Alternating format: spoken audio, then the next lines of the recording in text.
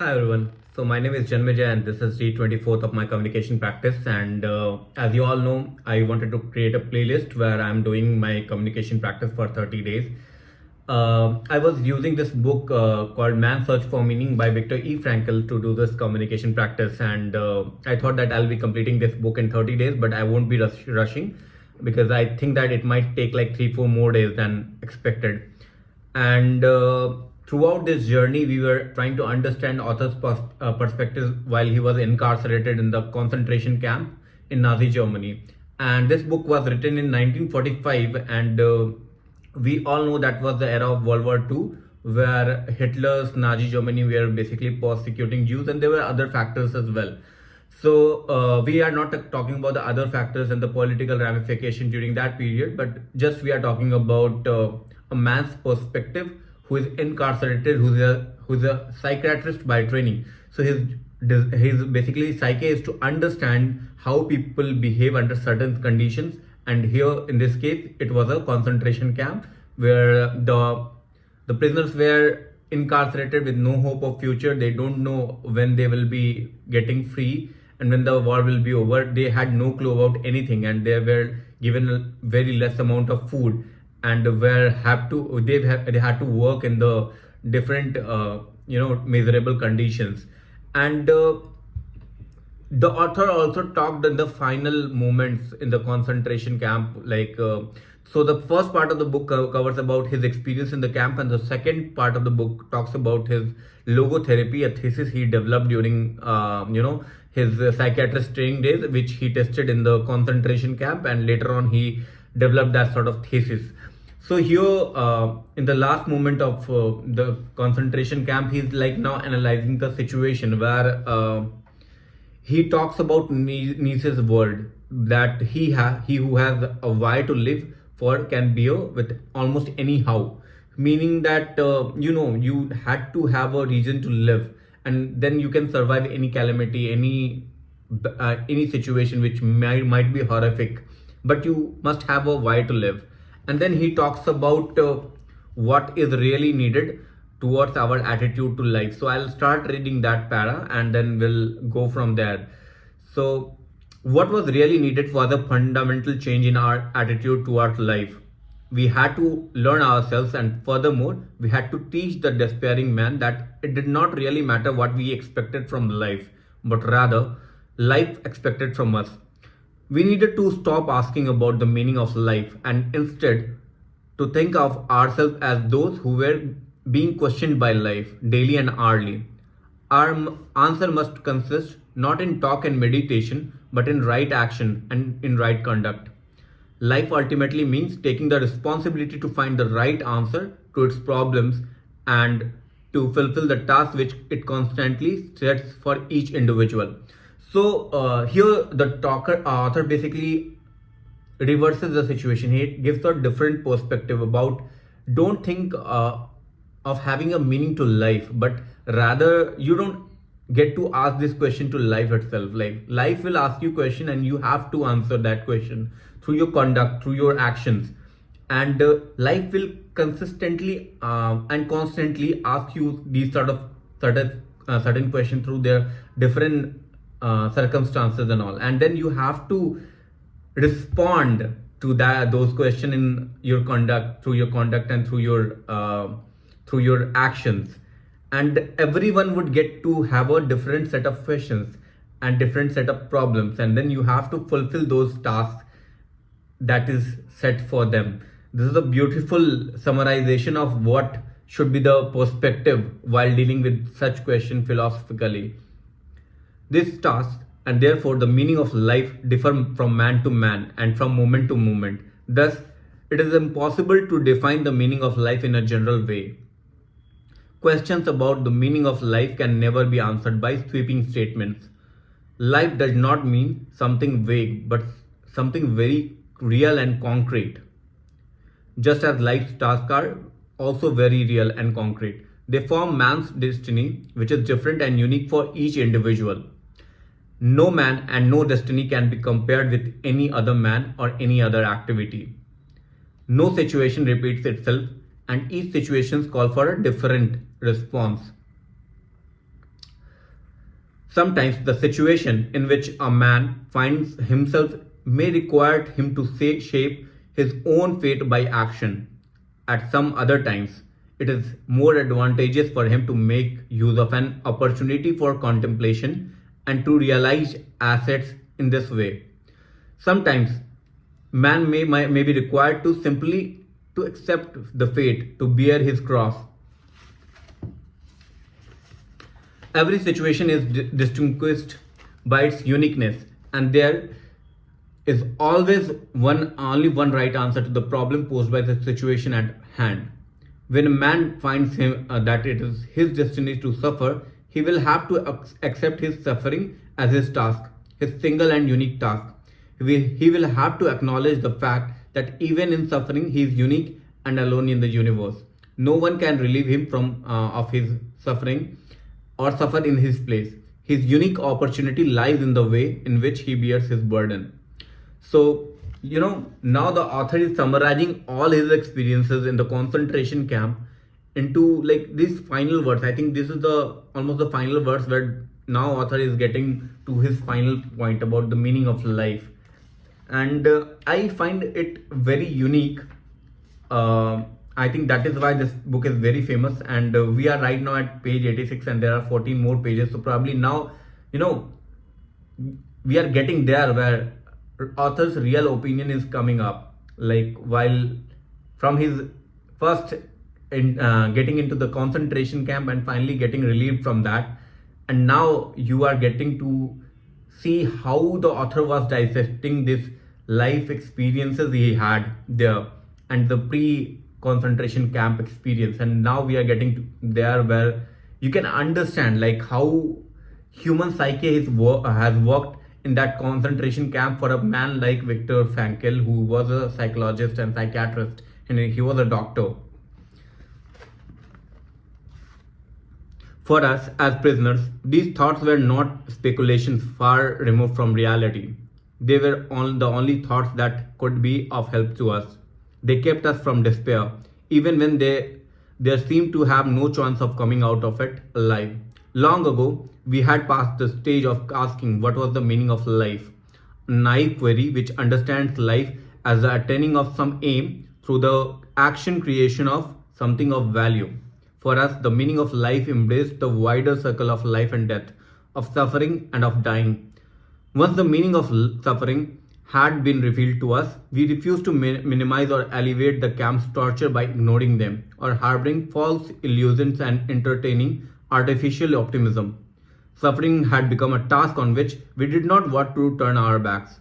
We had realized its hidden opportunities for achievement, the opportunities which caused the poet Rilke to write, "YVL ist afzoledan."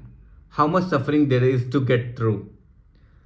How much suffering there is to get through. Rilke spoke of getting through suffering as others would talk of getting through work. There was plenty of suffering for us to get through. Therefore, it was necessary to face up to the full amount of suffering, trying to keep moments of weakness and furtive tears to a minimum. But there was no need to ashamed of tears, for tears bore witness that a man had the greatest of courage, the courage to suffer. Only very few realized that. Shamefacedly, some confessed occasionally that they had wept, like comrade who answered my question of how he had gotten over his edema by confessing, "I have wept it out of my system." So here, a man's tear is like the ultimate expression of suffering, and it means that he had suffered. He was able to get that through his system, and it is courageous to cry, weep, and then get over that trauma that he has faced, the suffering he had. I think these are the lines I'll read again, and probably I'll summarize some of these stuffs in my writings if I ever get to do writing. The tender beginnings of a psychotherapy or a psychohygiene were when they were responsible at all in the camp, either individual or collective in nature. The individual psychotherapeutic attempts were often a kind of life-saving procedure. These efforts were usually concerned with the prevention of suicide. A very strict camp ruling forbade any efforts to save a man who attempted suicide. It was forbidden, for example, to cut down a man who was trying to hang himself. Therefore, it was all important to prevent these attempts from occurring. I remember two cases of would-be suicide which bore a striking similarity to each other. Both men had talked of their intention to commit suicide. Both used the typical argument they had nothing more to expect from life. In both cases, it was a question of getting them to realize that life was still expecting something from them. Something in the future was expected of them. We found, in fact, that for the one, it was his child whom he adored and who was waiting for him in a foreign country. For other, it was nothing, not a person. This man was a scientist and had written a series of books which still needed to be finished. His work could not be done by anyone else, any more than another person could ever take up his place of the father in his child's affections. This uniqueness and singleness which distinguishes each individual and gives meaning to his existence has a bearing on creative work as much as it does on human love. So here lies the purpose, that life was expecting something from them, and there was something in the future that was expected out of him, either meet his son, see him grow up, and the other was basically finish up his work, because it was his unique position to finish that book. So there was something to expect from them in the future. Life expected them to do these things, and they were not trivial. And the books were as important as a person's offspring and their affections. So yeah, this uniqueness and singleness which distinguishes each individual and gives meaning to his existence has bearing on creative work. Yeah. When the impossibility of replacing a person is realized, it allows the responsibility which a man has for his existence and its continuance to appear in all its magnitude. A man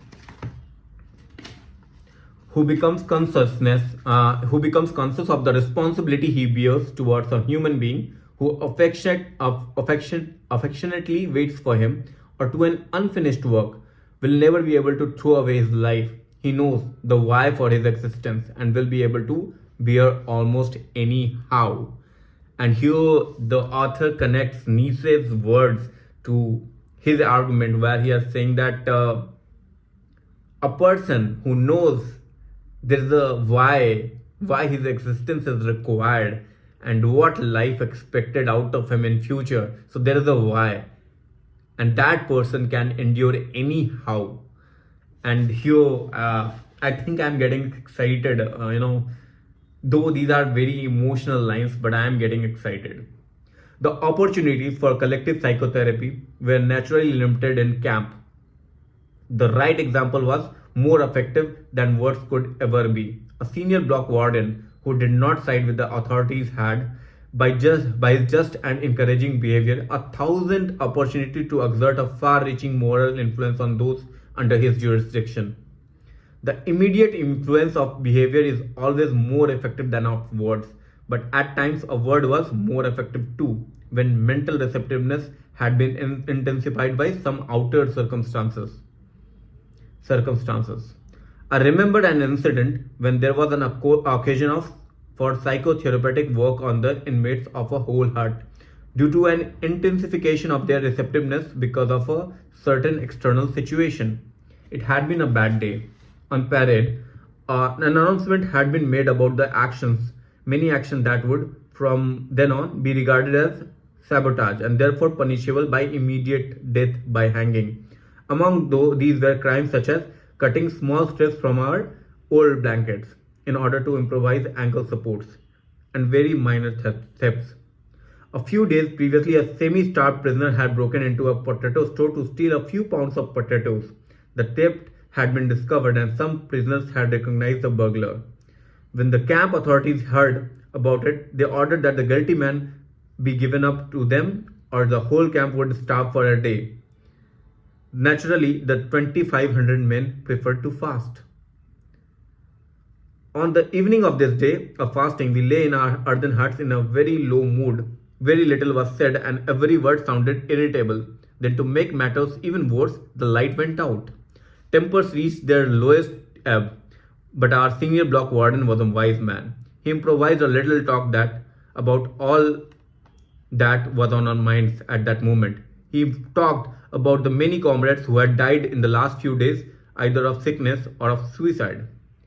But he also mentioned of what may have been the real reason for their death, giving up hope.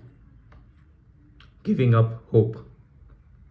He maintained that there should be some way of preventing possible future victims from reaching this extreme state, and it was to me that the warden pointed to give this advice.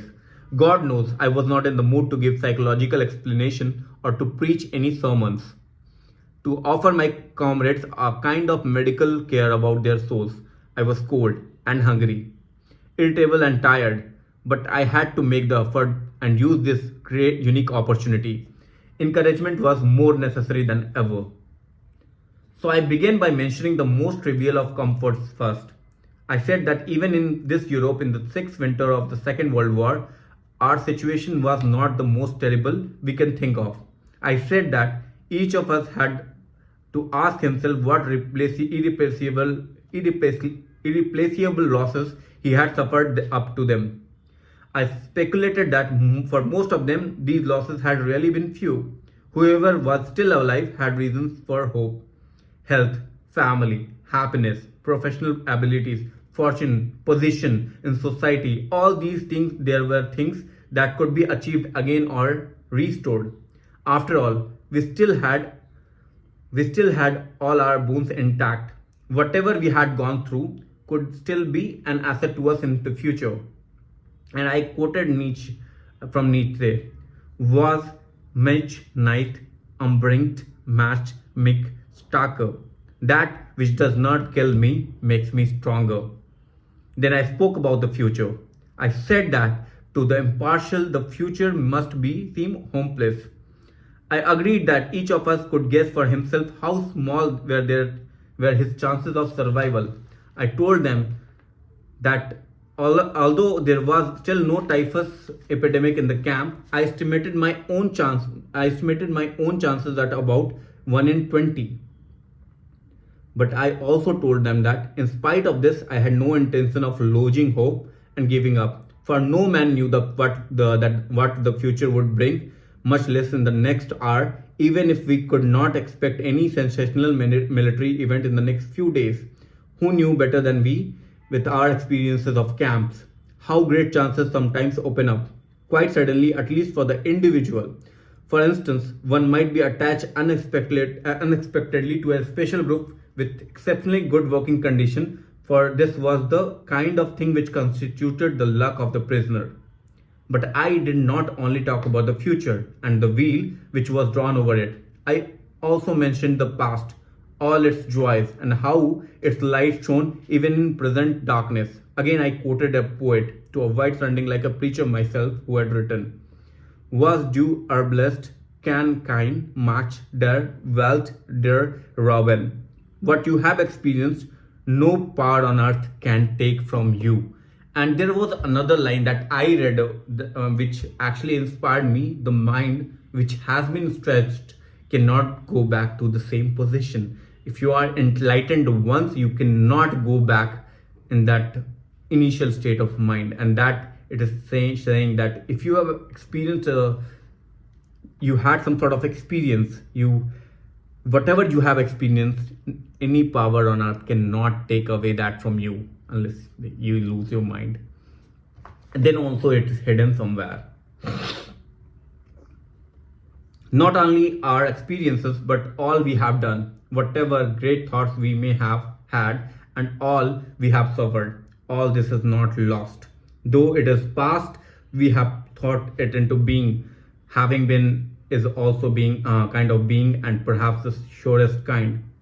Then I spoke of the many opportunities of giving life a meaning. I told my comrades who lay motionless although occasionally a sigh could be heard, that human life under any circumstances never ceases to have a meaning, and that this infinite meaning of life, suffering, dying, privation, and death. I ask the poor creatures who listens to me attentively in the darkness of the hut to face up the seriousness of our position. They must not lose hope, but should keep their courage in the certainty that the hopelessness of our struggle did not detract from its dignity and its meaning. I said that someone looks down on each of us in difficult hours, a friend, a wife, somebody alive or dead, or God, and he would not expect us to disappoint him. We would hope to find us suffering proudly. He would hope to find us suffering proudly, not miserably, knowing how to die. And finally, I spoke of our sacrifice, which had meaning in every case. I was in the nature of this sacrifice that it should appear to be pointless in normal world, the world of material success. But in reality, our sacrifice did have a meaning. Those of us who had been any religious faith, I said frankly, could understand without difficulty. I told them of a comrade who, on his arrival in camp, had tried to make a pact with heaven that his suffering and death should save the human being he loved from a painful end. For this man, suffering and death were meaningful. His was a sacrifice of a deepest significance. He did not want to die for nothing. None of us wanted that. The purpose of my verse was to find a full meaning in our life, and then and there, in that hut, in that particular hopeless situation, I saw that my efforts had been successful. When the electric bulb flared up again, I saw the miserable figures of my friends limping towards me to thank me with their tears in their eyes. But I have to confess you that only too rarely I had the inner strength to make contact with my companions in suffering, and that I must have missed many opportunities from doing so. And that was day 24th, guys. I think I was really excited to make this video, and I think these are the words of courage. Before the author started making this speech, I was fired up because now the author is summarizing all his learning into one thing, and now everything comes to a full circle. Why and what is the meaning of life? And here I learned a few words of Nietzsche, which I never knew. I heard the word of Nietzsche, that he's a philosopher. We often get quoted his lines and everything, but in this context, in this situation, in this story, in this experiences of the author, through the experiences of the author, I'm getting to know what it really meant, and what it is to get a ray of hope in the times of darkness. And yeah, I'm literally fired up, and I feel like I'm very much inspired, and probably I'll read this again. This is day 24th of the making my video. I'll see you in the next video. Bye.